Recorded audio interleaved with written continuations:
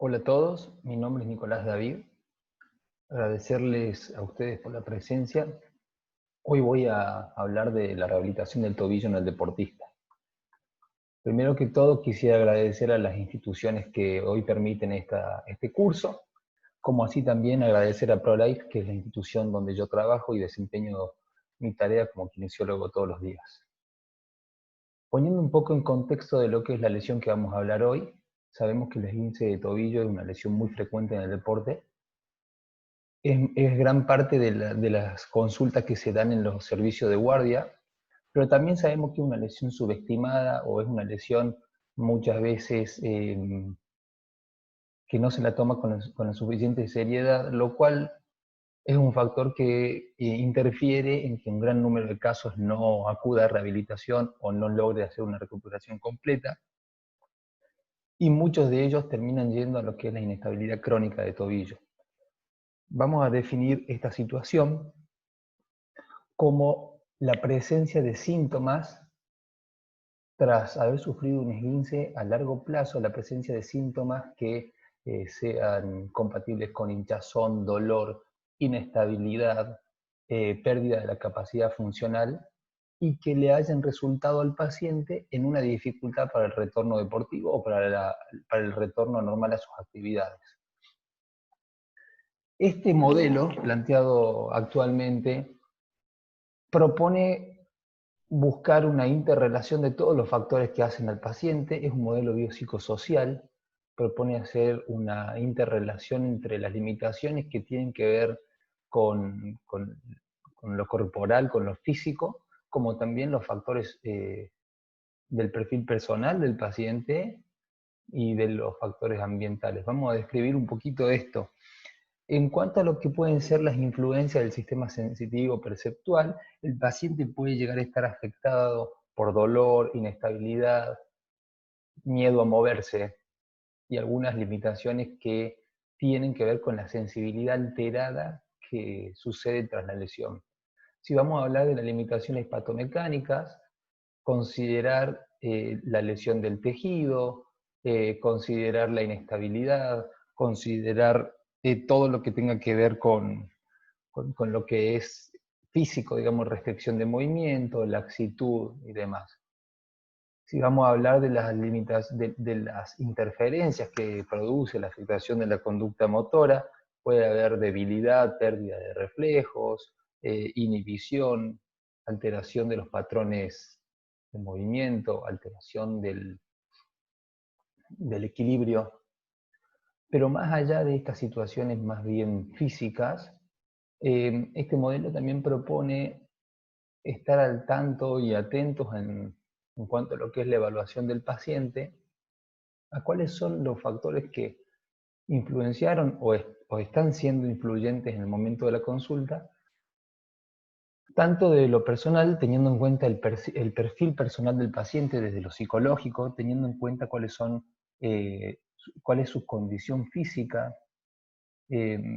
Entonces, pone eso como base y cuáles son los antecedentes patológicos del paciente, y teniendo en cuenta los factores ambientales, cuáles son las demandas impuestas que tiene el paciente desde lo laboral, desde las actividades de vida diaria, desde cómo se transporta de su casa a los lugares de trabajo o sociales y demás, cuál es el apoyo de su contexto social, e incluso cuáles son también las posibilidades que este paciente tiene de acceder al servicio de salud. Quizás en cada una de las situaciones que nos toca atender día a día podemos encontrar algunas interferencias más marcadas que otras, y cada relato, cada paciente nos va a ir dando alguna pauta. Por eso es muy importante en esta instancia identificar, charlar con el paciente, hacer una anamnesis detallada para tratar de ver qué es lo que más le afecta al paciente. Ahora bien, si vamos a lo que son los resultados tras una lesión, podemos pensar en aquellos pacientes que logran una recuperación total, como el estado óptimo, el paciente que quisiéramos que salga de nuestro consultorio, o aquellos pacientes que no logran una recuperación total.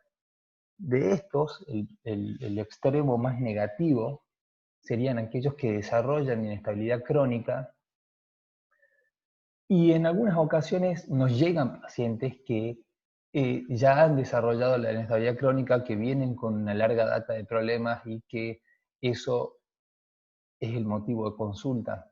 Entonces, podemos ver diferentes situaciones. Típicamente vemos que tienes esguinces recurrentes, que cada tanto tienes esguinces, que sufre estadios agudos y que el tobillo se le hincha, se le va. Otros que posiblemente no tienen un estadio agudo, pero el tobillo se le va frecuentemente. Otros que se le va ocasionalmente. Y un poco menos severo, aquellos que retornaron al deporte, pero cambiando su comportamiento. Esta es una situación que debemos tener en cuenta, que no significa una recuperación total. El paciente retornó al deporte, pero cambió sus comportamientos. Si el paciente, por ejemplo, fuese un corredor de maratón, y principalmente le gusta correr montaña, y de repente ahora, tras una lesión, decidió no correr más montaña por la dificultad técnica, por el suelo, por los desniveles y por lo que eso conlleva. Adaptó todas sus actividades a correr en la calle. Cambió sus preferencias, o en realidad cambió sus demandas, para poder adaptarse él a seguir corriendo, y no retornó al deporte de una manera completa. Eso no es considerado inestabilidad crónica, pero no es considerado tampoco un paciente totalmente recuperado para lo que encasilla este modelo. Entonces, a partir de ahora vamos a ver algunas propuestas, algunas guías clínicas que nos permiten dar una referencia acerca de cómo sería la evaluación y cuáles serían algunas cuestiones a tener en cuenta para el tratamiento. Esta guía clínica propuesta en el año 2018 propone una serie de pasos, primero de identificar los factores que hacen al paciente y hacer un diagnóstico. A esta misma guía yo voy a anexarle esta forma de evaluación, que se divide en dos partes. Una es la evaluación clínica diagnóstica y otra es la evaluación orientada para la rehabilitación. Esta evaluación está planteada por el Comité Internacional de Tobillo, que es una asociación que reúne a muchos expertos de manera internacional, y entre ellos llegaron a hacer un consenso en el año 2019, un consenso a través de un estudio de doble selección. Hicieron un proceso bastante importante para lograr consensuar en niveles de evidencia altos cómo sería la evaluación ideal para el paciente que sufre un esguince del tobillo. Entonces se separaron en dos: la evaluación clínica diagnóstica, que es inicialmente lo que nos permitiría llegar a un diagnóstico. Puede ser desde descartar la severidad y encontrar cuáles son las posibles afectaciones, pero también nos plantea, en el caso de un esguince, cuáles son las situaciones a las cuales tenemos que tener en cuenta los rehabilitadores. Esas mismas son las que están listadas acá en esta pirámide azul oscura, y ahora vamos a ir viendo de qué se trata cada una. No todas están detalladas,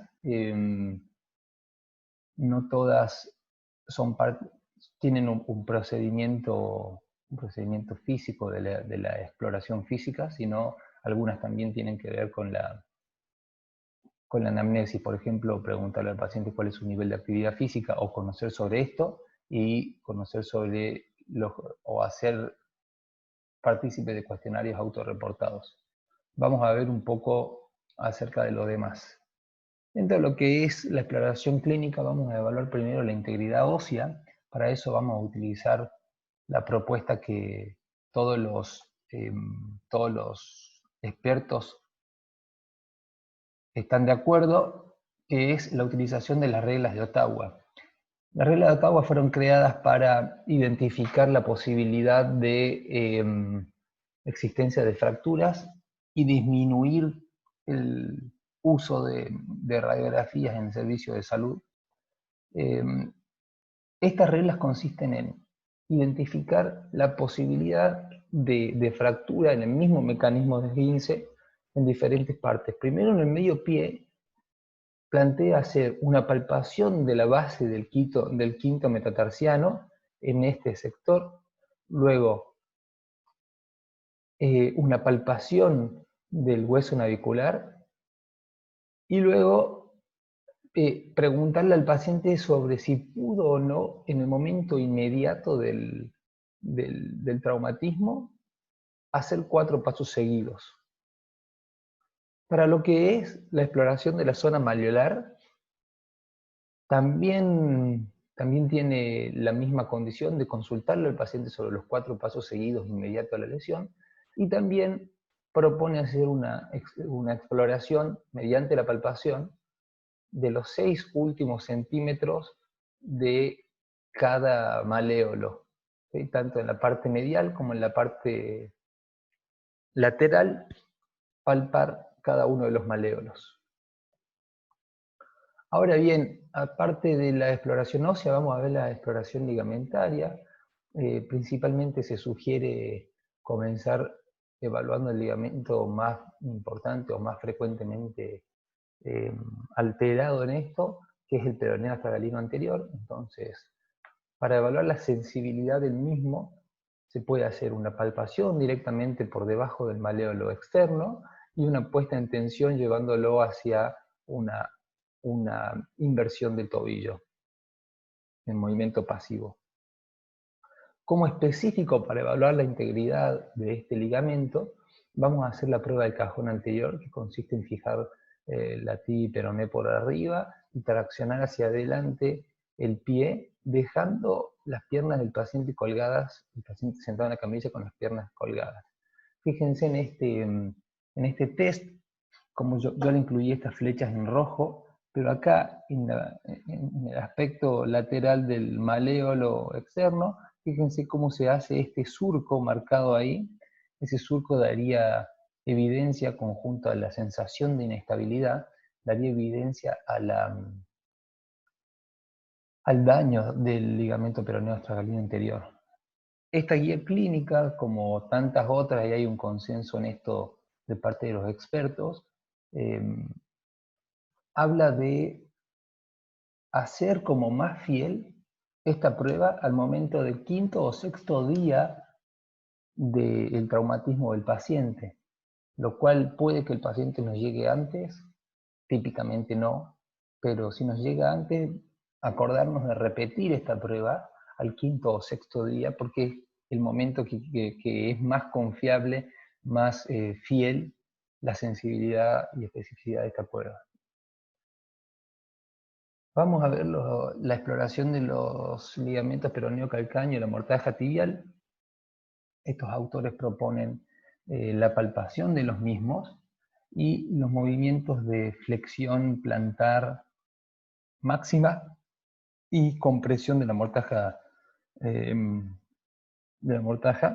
para poder lograr encontrar sensibilidad o inestabilidad como signos clínicos de la lesión. Otro de los aspectos que consideran tener en cuenta al momento de la lesión o al momento de la consulta, en el caso de que el paciente demore algunos días en la consulta, es cuáles son los síntomas, cuál es el dolor que el paciente presenta y tratar de encasillarlo frente a un valor, ponerle un valor. ¿Y qué tan hinchado está? Ellos proponen hacer una medición, acá no tengo ninguna foto, pero hacer una medición rodeando el medio pie y rodeando la parte inferior de los maléolos, hacer una medición con una cinta flexible, una cinta métrica tipo la que utilizan las modistas o las cintas antropométricas, y con eso tomar referencia de la comparativa con el pie no lesionado. De esa manera podríamos saber si la hinchazón, la inflamación de ese segmento es persistente en los plazos posteriores de la reevaluación. Dentro de lo que son los aspectos artrocinemáticos, proponen con mayor importancia darle atención a la flexión dorsal del tobillo, dan como referencia a este test, que es la proyección anterior de la rodilla en una posición de estocada, y ponen como referencia ubicar cuáles son las posibles limitaciones de la flexión, tanto de lo óseo, de lo cápsulo ligamentario o de lo muscular, y hacer una comparativa bilateral tomando los valores de resultados expresados en centímetros como referencia y comparar en función de la talla del sujeto.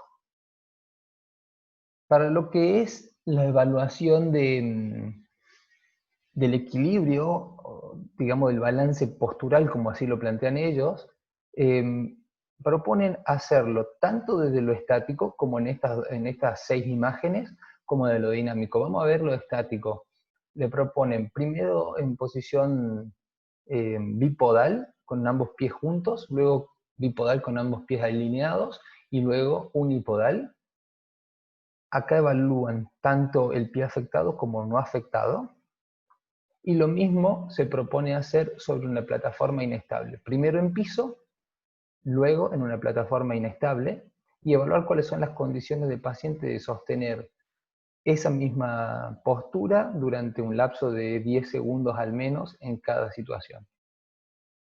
Luego, dentro de lo que es el balance postural, el equilibrio dinámico, se propone utilizar el test de la estrella, tomar mediciones de cuánto el paciente puede desplazarse en cada uno de los sentidos que este test plantea, y hacer una comparativa bilateral. Buscar los valores de referencia y tener eso en cuenta a la hora de la evaluación y la reevaluación posterior. Ahora bien, vamos a hablar un poquito de lo que es el tratamiento. Solamente acá voy a volver a la guía clínica que reúne los pasos y procesos para el diagnóstico, tratamiento y prevención de las lesiones del tobillo, pero yo solamente voy a hacer poco en esto. En el tratamiento no voy a hablar de lo que es el tratamiento médico farmacológico, por ejemplo, y lo que es el tratamiento quirúrgico, que eso no es mi tema, ni es algo sobre lo cual podamos influir, pero sí voy a hablar de las posibilidades que tenemos los fisioterapeutas: tratamiento agudo, cuál es la situación sobre la inmovilización y cuál es el tratamiento funcional que voy a proponer. Dentro del tratamiento funcional, los aspectos de terapia física y terapia manual son los que voy a detallar básicamente. Ahí también en la referencia pongo otros tratamientos ligados a la rehabilitación. No los voy a nombrar porque en cuanto a lo que es las guías clínicas y la literatura que consulté, la mayoría, en mi práctica clínica no lo uso, y la mayoría de la referencia bibliográfica no da eh, una muy buena referencia, una buena evidencia acerca del uso de otros agentes, por ejemplo, electroterapia o onda corta y demás, o magnetoterapia. En realidad dan cierto uso, pero no primordial.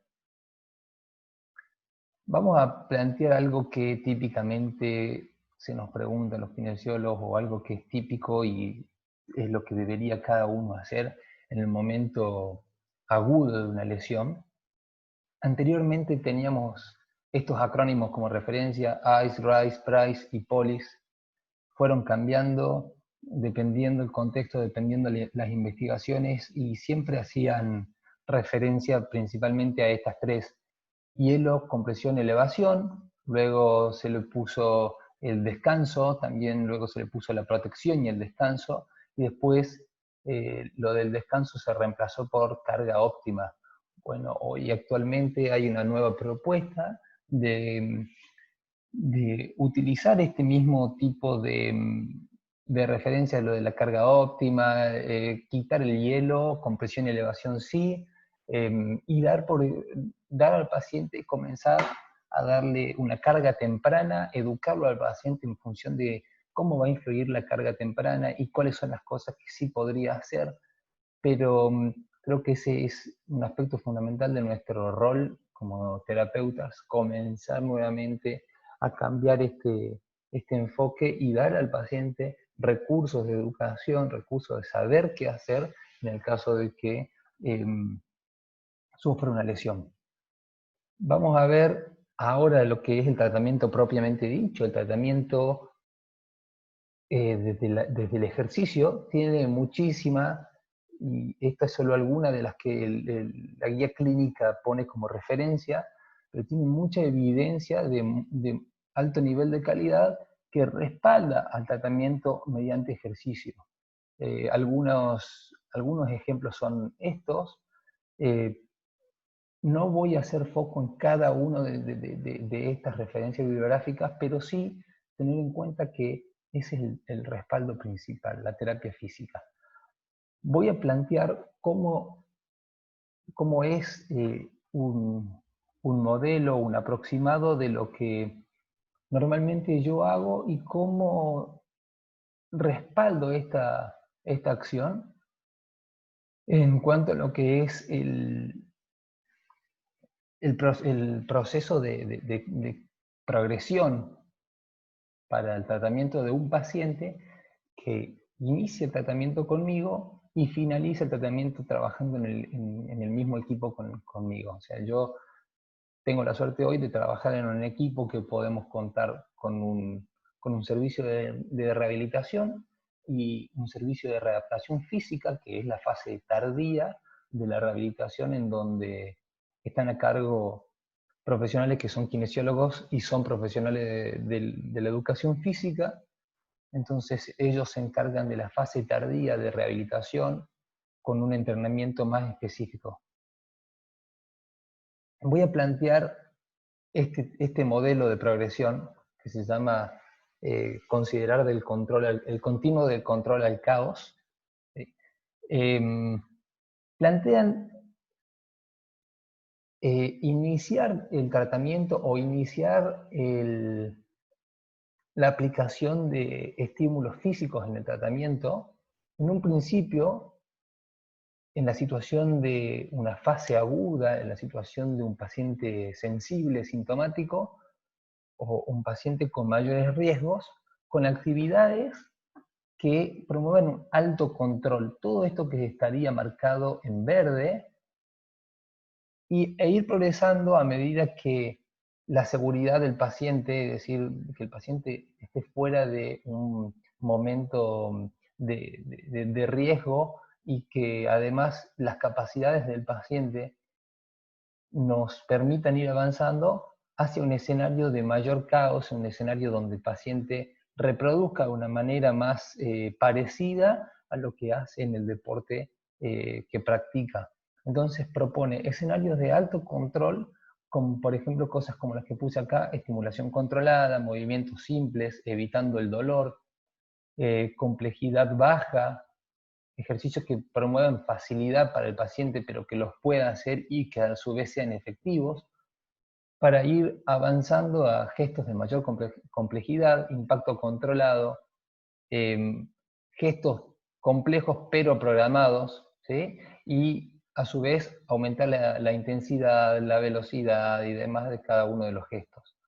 Para finalizar también en este tipo de progresiones para la rehabilitación con gestos de alta complejidad, gestos sorpresivos, gestos muy rápidos, los cuales reproducirían fielmente o parecido a lo que el paciente hace en su deporte.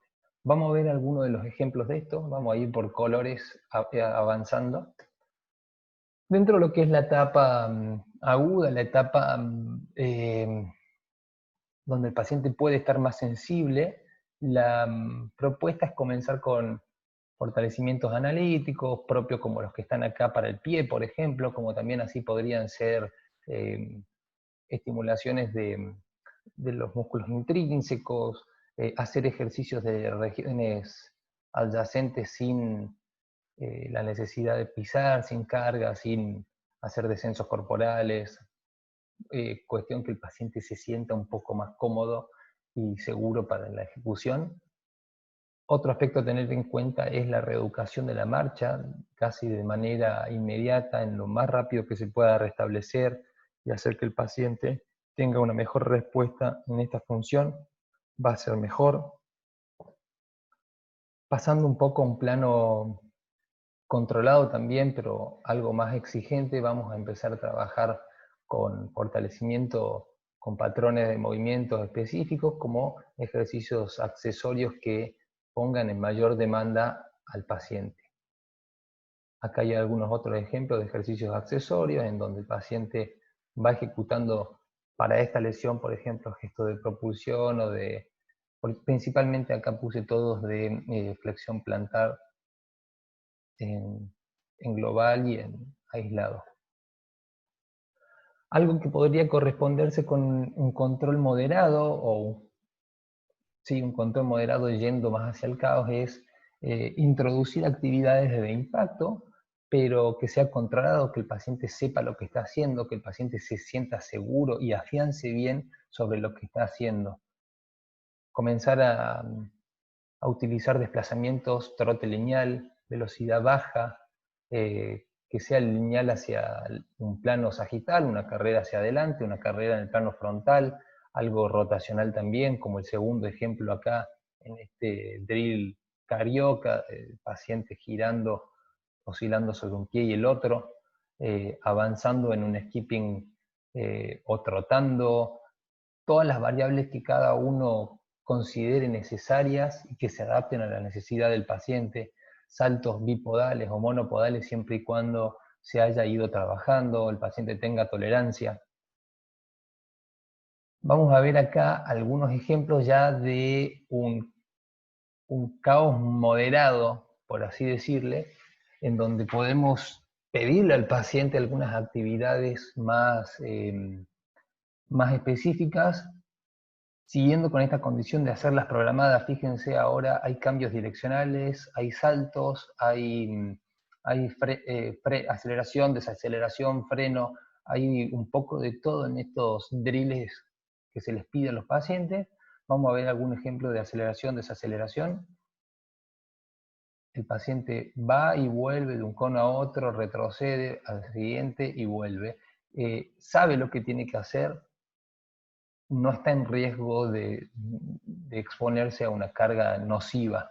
Lo mismo acá, el paciente hace un cambio direccional de 180 grados, pero sabe lo que tiene que hacer, conoce la técnica, va y vuelve sin exponerse a un riesgo. Lo mismo acá, en este ejemplo el paciente realiza un salto, frena, cae, absorbe el impacto y sigue. Y así va realizando en el transcurso de una distancia que se le plantea. Vamos a ver en esto que ya es un poco más caótico por conceptualizarlo, este juego entre dos pacientes es un 1 versus 1, es una situación en donde un contrincante marca al otro y no conoce lo que el otro va a hacer, entonces ya es algo más, eh, menos programado e impuesto con una demanda mayor. Veamos acá, por ejemplo, la que sale es la chica y quien lo marca es el chico. Acá se le escapa y el paciente tiene que seguir a su contrincante.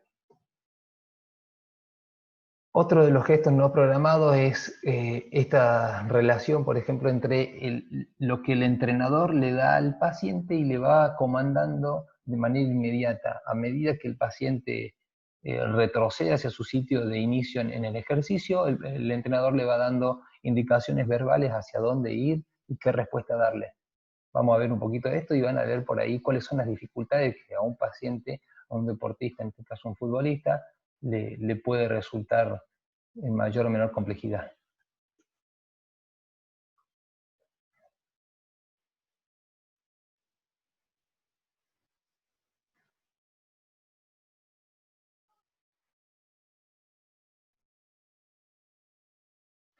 Vamos a ver otro ejemplo. Estos son dos amigos, el licenciado Acinari y el licenciado Estorero, que tenían el material a mano y me permitieron su uso. Así que, colegas queridos y que además tengo la suerte de trabajar con uno de ellos y ser muy amigo también del otro, así que acá se los presento. Vamos a verlo ahora en este cambio direccional.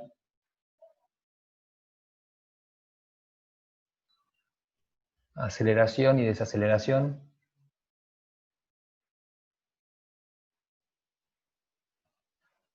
Gestos no programados para el paciente, en este caso el paciente de blanco, no tenía programado qué iba a hacer y tenía que seguir todos los comandos verbales de su entrenador. Vamos a ver un poquito lo que es el contexto de la terapia manual. Esta guía clínica que utilicé como marco de referencia pone de manifiesto el uso, la recomiendan, sin embargo, acuerdan todos en que los niveles de evidencia no son niveles de gran calidad de evidencia, pero acuerdan en que esté presente en el tratamiento, tratando de enfatizar sobre lo que pueden ser los aspectos de ganancia de rango de movimiento o relajación de la musculatura implicada en el segmento corporal afectado. Esta es la bibliografía que ellos plantean. Alguna tiene mayor calidad de evidencia que otra. En cuanto a lo que respecta a mi opinión personal acá, es que cada uno de los terapeutas, algunos tendrán más tendencia a utilizarla que otros. Yo considero que está bien utilizarla siempre y cuando hagamos un uso responsable, siempre y cuando eh, le demos al paciente mayormente los recursos para que el paciente también sepa cuáles son las orientaciones del tratamiento más importantes y que el uso responsable creo que tiene que ver con el mejor manejo que cada uno tiene, los criterios de selección de por qué va a utilizar tal o cual técnica y principalmente utilizar los abordajes con los que cada uno se sienta seguro, con los que cada uno esté capacitado y formado. Yo voy a mostrar un ejemplo de algo bastante simple que a mí me da buenos resultados, lo uso porque estoy formado en ello, que es la movilización con movimientos del abordaje del concepto Mulligan. En este caso puse el ejemplo de una movilización con movimiento para la ganancia de flexión plantar, pero así también puede haber para la estabilización medial del tobillo, como también para para la estabilización lateral, como también para la flexión dorsal y movimientos del medio pie. O sea, cada terapia manual, como dije, tiene sus formas de abordaje y creo que cada terapeuta tiene que trabajar con lo que se sienta cómodo y sepa que puede hacerlo bien. Vamos a hablar un poquito de lo que es el retorno deportivo. Voy a poner como referencia este consenso. Acá abajo pongo la referencia y ahora lo voy a tapar con la cámara. Este consenso, el consenso de Berna de retorno deportivo, habla de la interrelación de algunas condiciones, si se quiere, dentro de lo que es la toma de decisiones. Esto tiene que ver con, primero, identificar quiénes son los interesados, o sea, quiénes son los actores que participan en la rehabilitación del paciente y cuál es su rol o función dentro de la rehabilitación del paciente. Llamemos a esto el médico, el fisioterapeuta, el entrenador, el cuerpo técnico y el paciente mismo, planteando los objetivos y las necesidades, los objetivos para el tratamiento y las necesidades que van a haber para llevar a cabo estos objetivos, y tratando de fomentar una comunicación constante y llevar a cabo constantemente un monitoreo. Proponen hacer esto siempre atravesado de algo que ellos les llaman START, que sería la evaluación estratégica de riesgo y tolerancia de riesgo. Proponen que cada una de estas cosas componen a las decisiones que se van a tomar de manera compartida. Decisiones compartidas hace referencia a que a la hora de plantear un retorno deportivo se va a compartir esa decisión entre principalmente el paciente, con los profesionales de la salud que tiene a cargo, médicos y fisioterapeutas o médicos de rehabilitador, entrenador y cuerpo técnico en el caso de que el paciente esté sujeto a un cuerpo técnico. Y dentro de lo que es esta evaluación estratégica, para tobillo, en este consenso no hay ninguna recomendación específica, sí las hay en este consenso de expertos para otras lesiones, lesiones quirúrgicas de rodilla, lesiones quirúrgicas de hombro, lesiones quirúrgicas de tendón de Aquiles, lesiones musculares y también lesiones de la región inguinal. Pero en este aspecto, creo que esta evaluación estratégica de riesgo y tolerancia al riesgo podría tener que ver con la capacidad de salto las capacidades de salto, las capacidades de deslizamiento, ahora la voy a mostrar en la próxima diapositiva. Otra cosa que plantea este modelo de retorno deportivo es cambiar un poco la forma de pensar o de decidir hacia el retorno deportivo del paciente, tratar de rápidamente, cuanto antes, iniciarlo en la participación, sea que entrena con un equipo o sea que entrena de manera individual, introducirlo en la participación del entrenamiento. Así se tenga que adaptar el entrenamiento, hablar con su entrenador, buscar las maneras, por eso es tan importante comunicarse con todas las partes interesadas y permitirle al paciente la participación para que de a poco se vaya integrando al deporte y como fase final tratar de aumentar su rendimiento. Siempre hay que considerar cuál es el tipo de deporte, cuál es el nivel de participación o de competición que el paciente tenía y va a buscar a posterior, y en función de eso tratar de avanzar. Dentro de lo que es la evaluación estratégica, yo me propongo, como no había ningún tipo de consenso en esto, y estaban detallados sí para otras lesiones, propongo que así como las lesiones articulares de rodilla en sus fases postquirúrgicas hacen este tipo de batería de test donde sí están de acuerdo en hacer test de saltabilidad y comparar con valores de referencia con la pierna no afectada, creo que sería una buena propuesta para tobillo también. Por supuesto, el tiempo o la evolución va a ser mucho más rápida porque no se trata de una lesión, en este caso una lesión quirúrgica, no se trata de un periodo evolutivo con tantos cuidados como así lo es una cirugía de rodilla. Y además tener en cuenta de reevaluar esto que puse acá en este acrónimo ROAST.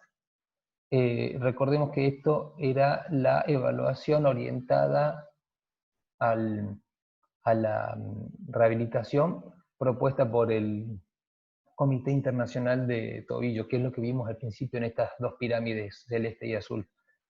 Creo que estas serían las posibles evaluaciones estratégicas para considerar un retorno deportivo seguro desde el aspecto físico.